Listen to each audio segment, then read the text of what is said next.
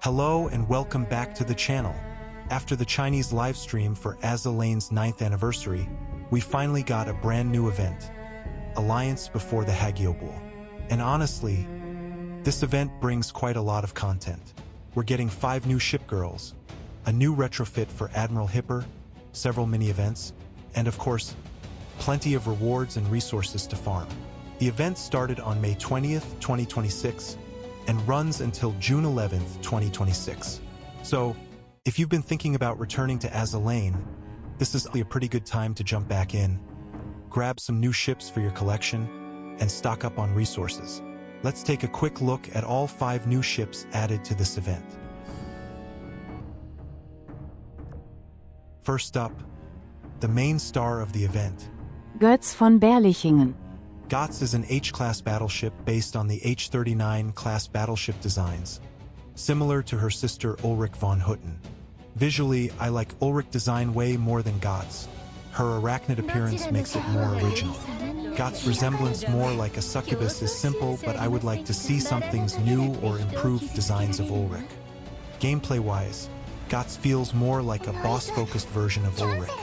Compared to Ulrich von Hutten, she has higher HP, stronger firepower, noticeably better evasion, and slightly higher accuracy.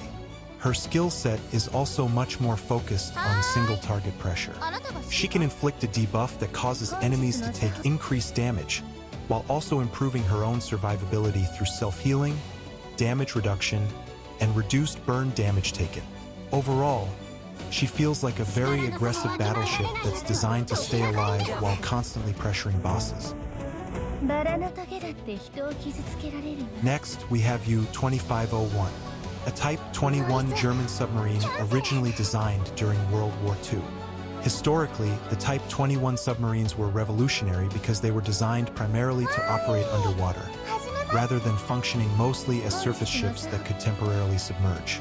She's the second ultra-rare submarine currently available in the game alongside I-404.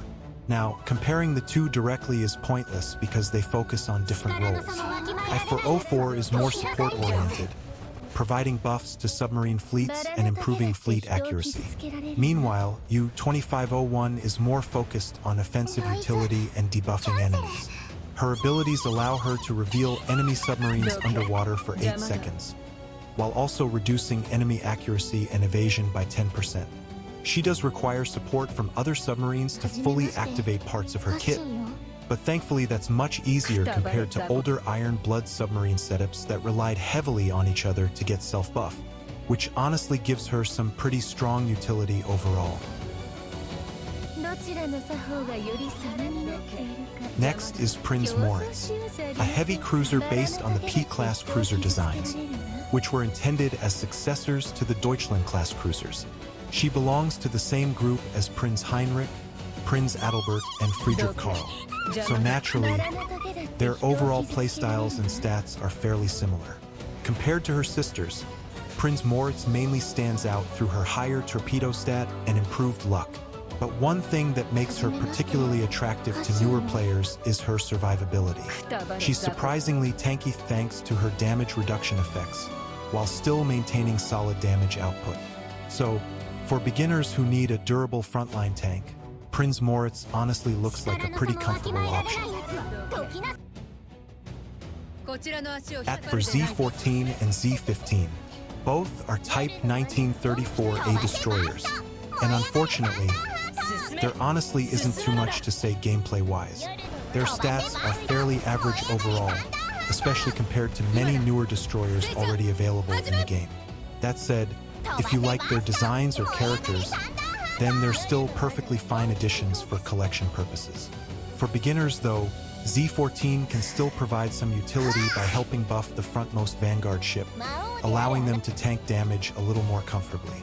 Speaking of support buff for frontmost Vanguard ship, Elba Met can also help with that. But after seeing her planes loaded out 3 fighters and 3 bombers, I can't really recommend getting her at all. Her damaged output is low. The only redeeming quality she has is her fleet stat bonuses when she level 120. And finally, we also received a retrofit for Admiral Hipper. Admiral Hipper was already an elite ship before, but after her retrofit she upgrades into super rare rarity.